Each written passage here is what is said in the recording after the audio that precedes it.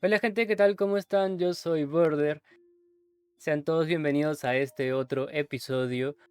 El día de hoy nos vamos a meter en una historia que empieza con un árbol. Pero este no es cualquier árbol.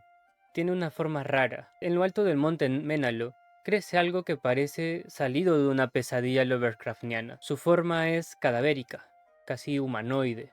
Sus raíces invaden una tumba y nadie en el pueblo quiere acercarse. Pero lo más inquietante de todo esto no es su apariencia, sino lo que ese árbol recuerda. ¿Puede una planta guardar la memoria de un artista muerto?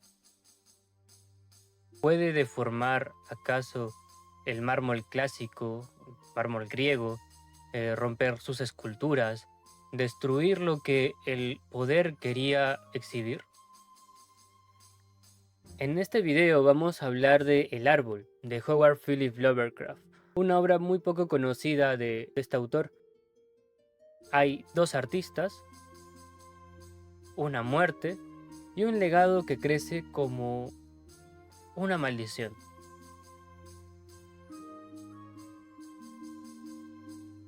Así que quédate, porque al final nos enfrentamos a una pregunta que incomoda mucho. ¿Qué es el arte? ¿Qué es el artista? ¿Acaso es el que se expone al mundo o al que nace en silencio?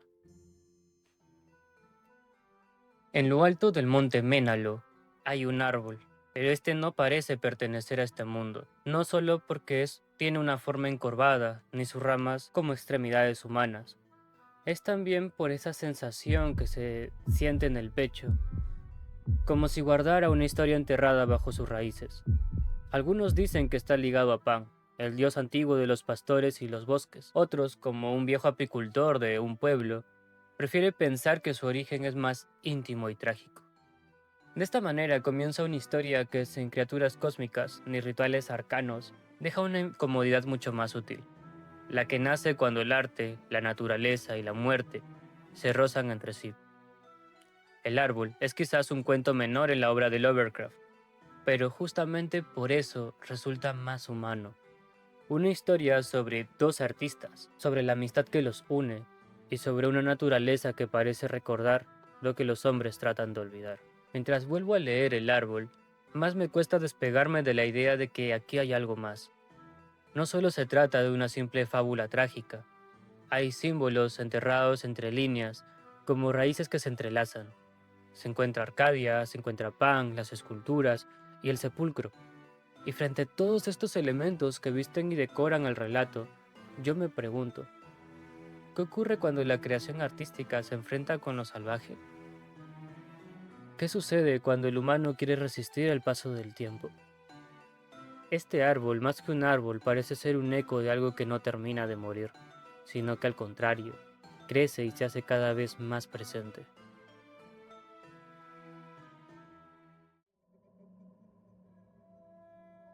Aquí Lovecraft no presenta a sus personajes ni sus conflictos de manera inmediata. Primero, construye una atmósfera situándonos en una Arcadia antigua, casi fantasmal, donde la naturaleza parece estar presente, creciendo y brotando por encima de escenarios ruinosos y abandonados por el pasar del tiempo. En una ladera del monte Ménalo, entre ruinas, esculturas olvidadas y un campo de olivos, el narrador menciona y nos sitúa en escenarios orgánicamente místicos, paisajes hermosos, desgastados, y es aquí donde converge un ligero contraste entre la belleza de Arcadia y la decadencia de un pueblo que alguna vez fue glorioso. Sobre una ladera verde del monte Ménalo, en Arcadia, se alza un campo de olivos entre las ruinas de un villorrio. En las cercanías hay un sepulcro, antaño adornado con las más sublimes esculturas, pero sumido ahora en la misma decadencia que el caserón. Fragmento textual del relato de Howard Philip Lovecraft. Y a todo esto, ¿qué es Arcadia? A grandes rasgos y en un sentido más simple, Arcadia es un lugar idílico, utópico, muchas veces asociado a la vida ideal del campo y la naturaleza. Lo que originalmente era el nombre de una región montañosa de la antigua Grecia, conocida por sus paisajes y su alegre población, con el tiempo pasó a convertirse en un término poético, para poder describir un lugar idealizado, un paraíso alejado de complejidades y preocupaciones provenientes del mundo moderno.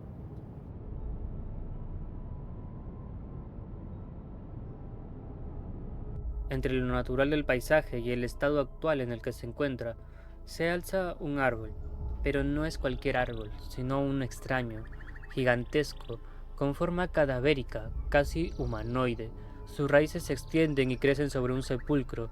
Lovecraft describe a este inquietante y enorme tallo de olivo como un cadáver desfigurado, una figura grotesca que irrumpe con violencia en el equilibrio de este admirable paisaje, y de esta manera la armonía estética de Arcadia queda contaminada por una presencia que no debería estar allí. Ese árbol que se encuentra presente y que no bastando con eso, crece. Con sus extrañas raíces desencajando los bloques corroídos por el tiempo del mármol pentélico, crece un olivo de insólita grandeza y aspecto repulsivo. Resulta tan parecido a la figura de un hombre deforme o la de un cadáver desfigurado por la muerte. Fragmento del relato textual El árbol de Howard Phillips Lovecraft. Este árbol destruye el mármol sobre el que se yergue, el mármol pentélico, ese mismo mármol que dio forma al arte griego clásico, quedando ésta en ruinas. Desde aquí Lovecraft instala un juego de contrastes simbólicos entre la naturaleza del lugar y esta figura extraña que crece frente a los vestigios de una civilización pasada.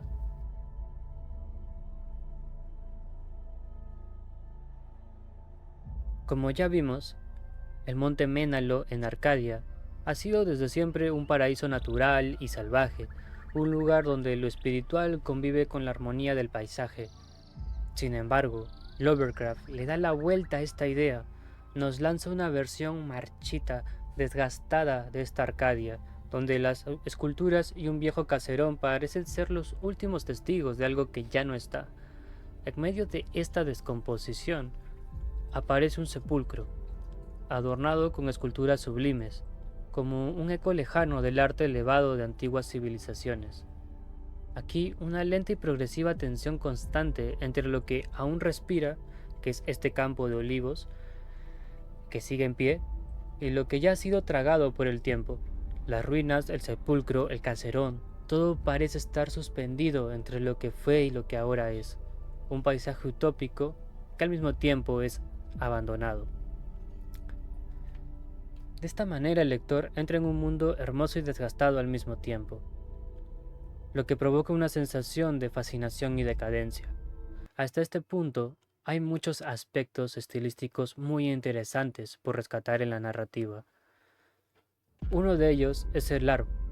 No solo es una figura de origen accidentada dentro del paisaje armonioso de lo que es Arcadia, no solo una deformidad nacida del olvido u obra del azar.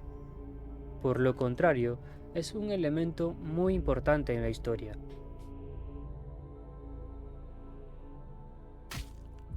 Más adelante, Lovecraft nos cuenta que este campo de olivos donde crece este árbol con figura de cadáver desfigurado por el tiempo y la descomposición sobre las ruinas del Villorrio, fue alguna vez morada de Pan, una deidad griega, temida y reverenciada por muchos de sus seguidores. Su nombre dio origen a la palabra pánico, y no porque fuese un ser violento, sino porque su sola presencia despertaba un miedo antiguo y casi visceral, un miedo que no proviene de lo que se ve, sino de lo que se intuye.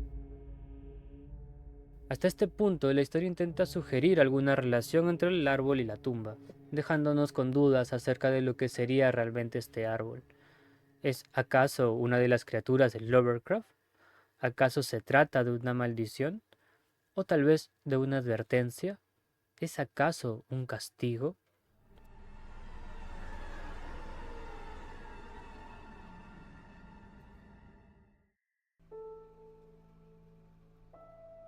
El relato sigue su camino y nos sitúa en el pasado, hacia el origen de ese árbol deformado y ese villorrio en ruinas, cerca de aquel sepulcro.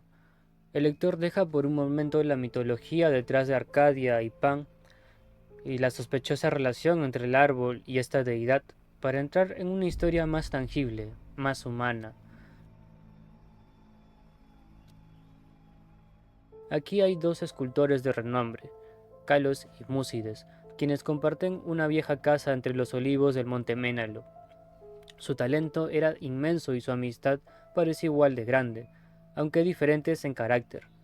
Múcides era muy extrovertido y amaba la vida social, mientras que Calos prefería la contemplación y la soledad de los campos.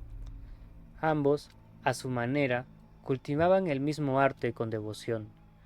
Sin embargo, la historia empieza a oscurecerse con la enfermedad de Calos. Su salud se va deteriorando sin una causa clara, consumiéndose por una enfermedad silenciosa y desconocida. Múcides lo acompaña e intenta seguir con su vida. Él sigue esculpiendo, recibiendo visitas, bebiendo en tabernas, pero cada vez se iba decayendo más y más en un estado melancólico por la salud de su amigo. Carlos era tan consciente de su estado como Múcides, quien le brindaba cuidado y atención en esos momentos tan difíciles por los que atravesaba su amigo. Aunque para este punto Carlos quería solo una cosa, que cuando muera una rama de olivo sea plantada sobre su tumba. Una voluntad sencilla, casi ritualística, que contrasta con la promesa de Múcides, quien juró levantarle un sepulcro digno de los dioses.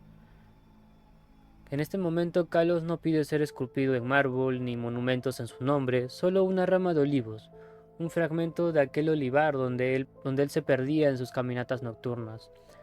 El olivo como símbolo de vida también lo es de permanencia, de memoria, y así entre la sombra de una muerte anunciada, Carlos fallece, pero no es olvidado, porque en su nombre un árbol comienza a crecer cerca de su cabeza.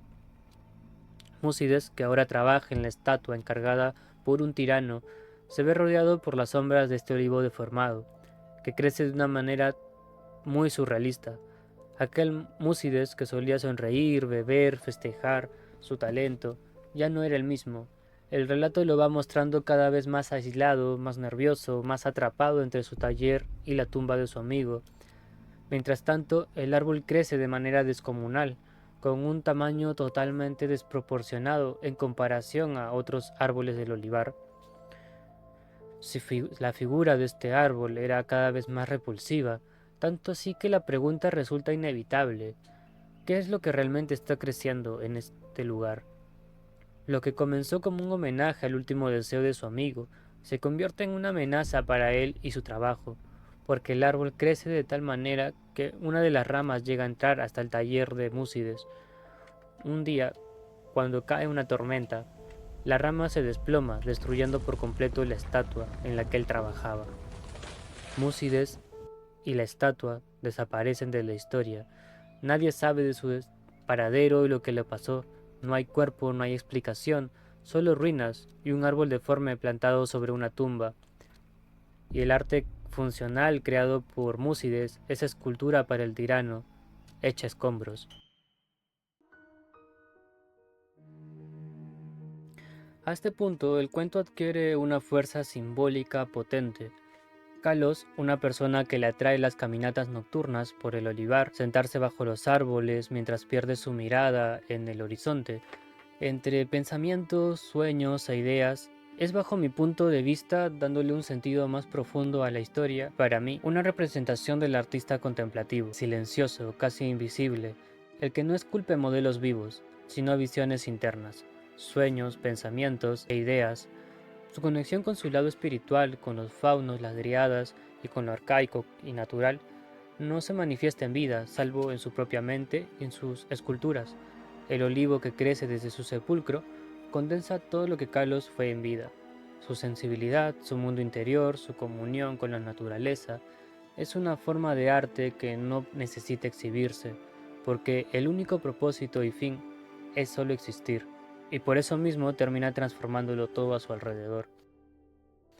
Por lo contrario, Múcides, aunque es igual de talentoso en su propio estilo, representa la otra cara del artista, la pública, la que todos pueden ver, la que busca proyectos, premios, reconocimientos.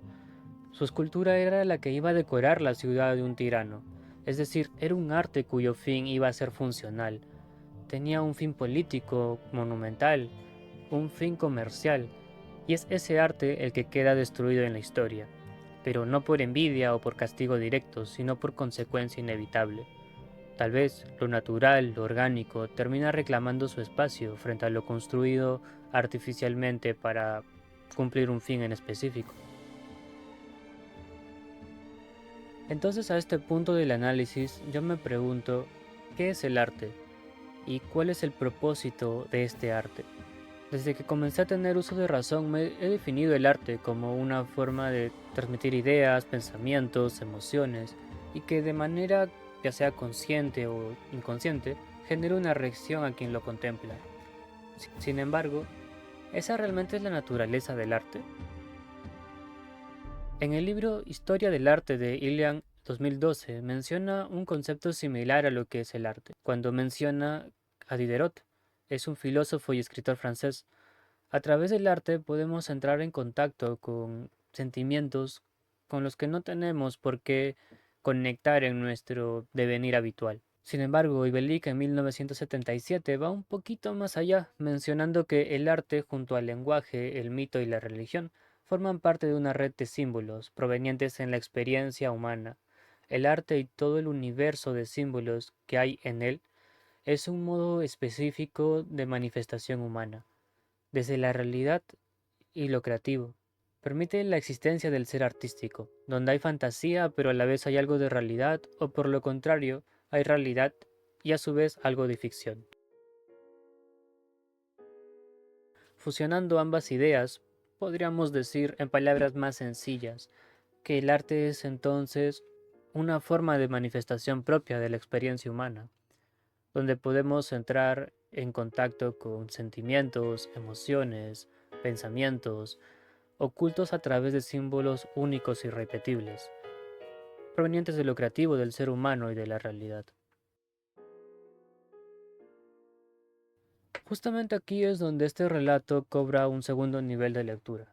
Si entendemos el arte como una manifestación simbólica, única e irrepetible, como bien plantea Ibelic y Diderot, entonces el árbol que brota sobre la tumba que Kalos no solo es una consecuencia física o una extrañeza sobrenatural, es una manifestación artística en sí misma, una obra nacida no del mármol ni del encargo político de un tirano, sino de un gesto íntimo, casi invisible, como una rama de olivo sembrada en memoria en honor al último deseo de un ser querido que partió. Ese árbol entonces se convierte en un símbolo vivo, es algo que crece con fuerza y deforma el mármol, irrumpe en el taller y se impone sobre la estatua. Es arte que no se propone serlo, pero lo es, que no busca ser público, sino que en su lugar transforma. Arte que no responde al encargo de alguien externo, sino a una necesidad interna de su creador. No es arte para ser mirado, sino arte que recuerda, que conmemora y que sobrevive. En cambio, la escultura de Múcides, que sí fue diseñada para perdurar y para exhibirse, y ser el objetivo de mirada de muchos viajeros en las tierras del tirano de Siracusa, desaparece y en su desaparición Lovecraft yo creo que lanza una crítica sutil, pero poderosa. No toda obra destinada a permanecer lo logra, y no toda obra creada en el silencio muere con su autor.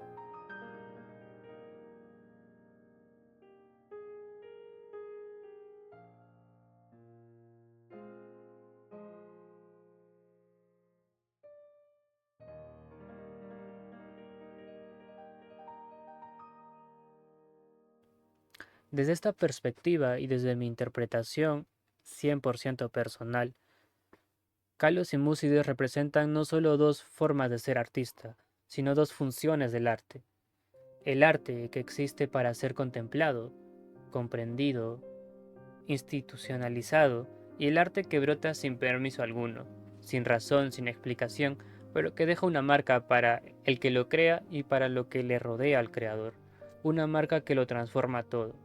En mi punto de vista, Lovecraft tiene una idea muy marcada, que el arte, ese que viene desde el interior y se materializa en lo que uno crea en silencio, no por fama y reconocimiento, sino por el simple sentido de crear, es el que perdura, se transforma con el artista y crece trascendiendo en algo nuevo, perdurando sobre todo lo que le rodea, lo cual no está alejado de su forma de vida, siendo una persona que se aislaba del mundo exterior y viviendo en el ático de sus tías se dedicaba a crear historias en silencio.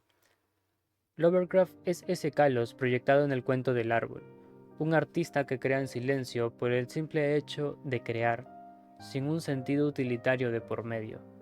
Pero también es cierto que en algún punto de su vida llegó a comenzar a escribir para vivir, vendiendo sus historias a editoriales, siendo como el Múcides de su relato, en el sentido de crear para un propósito en específico. Pero a todo esto, la forma que Lovecraft plasma esta idea de arte y artista a través de la mirada de Kalos y Múcides me hace difícil no cuestionarme a qué se le considera ser artista hoy en día. Al que solo crea arte por el simplemente hecho de crear o por solo el acto creativo que hay detrás, o solo es uso exclusivo para aquel que hace esto, pero además es famoso y disfruta de los placeres que le brinda su fama. Kalos y Múcides no son solo escultores o amigos, al menos en lo que puedo interpretar. Representan dos tipos de artistas, dos visiones opuestas de lo que significa el arte. Uno se va desvaneciendo en silencio, dejando apenas una petición sencilla, como el legado. El otro se mantiene en pie intentando cumplir con los encargos que le piden el mundo exterior, moldeando el mármol a imagen de un poder ajeno, pero es el primero quien permanece. El resultado aquí es claro. El arte que sobrevive no siempre es el que es visto, ni el más celebrado, sino el que arraiga, el que transforma, incluso después de la muerte, el que no necesita aplausos porque crece como una raíz bajo tierra. Reflexionar sobre esto es también preguntarnos por nuestro propio modo de crear. ¿Desde dónde estamos haciendo arte? ¿Para quién hacemos arte? ¿Con qué intención lo hacemos? ¿Con qué permanencia? ¿Y qué dejamos cuando ya no estamos en este mundo? Y es aquí donde se abre una discusión inevitable. ¿Tiene más valor el arte que perdura en la memoria íntima del público, como el olivo de Kalos, o aquel que se exhibe y forma parte del discurso de una época?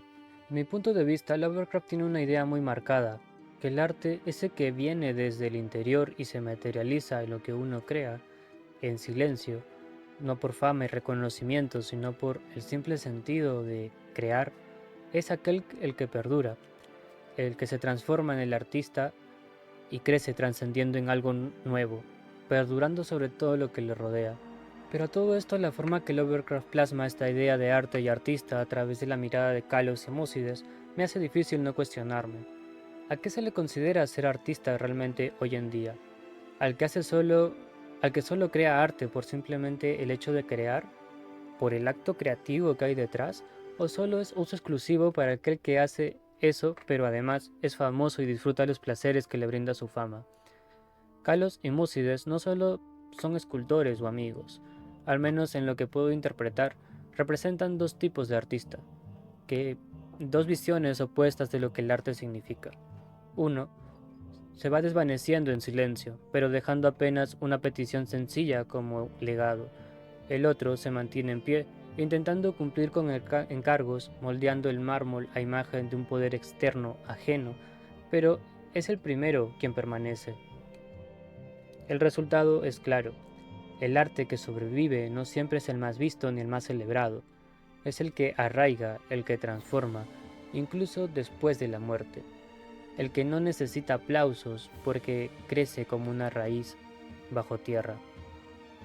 Reflexionar sobre esto es también preguntarnos por nuestro propio modo de crear, desde dónde lo hacemos, para quién hacemos arte, con qué intención lo hacemos y con qué permanencia. ¿Qué dejamos cuando ya no estamos en este mundo? Es aquí donde se abre una discusión inevitable. ¿Tiene más valor el arte que perdura en la memoria íntima, como el olivo de Kalos, o aquel que se exhibe y forma parte del discurso de una época? ¿Cuál deja más huella? ¿Cuál nos transforma más? Quizás no haya una respuesta definitiva, pero sí una certeza. El verdadero arte, el que sobrevive, no siempre es el que se ve, sino el que de algún modo transforma al creador y a su entorno. Muchas gracias por acompañarme en este episodio. Si te gustó este análisis, suscríbete y deja tu comentario y compartirlo con alguien que, como tú, alguna vez ha preguntado qué clase de artistas son los que la gente nunca olvida. Nos vemos en el siguiente video y recuerda, a veces el horror no viene de afuera, sino de lo que brota cuando ya todo parece haber muerto.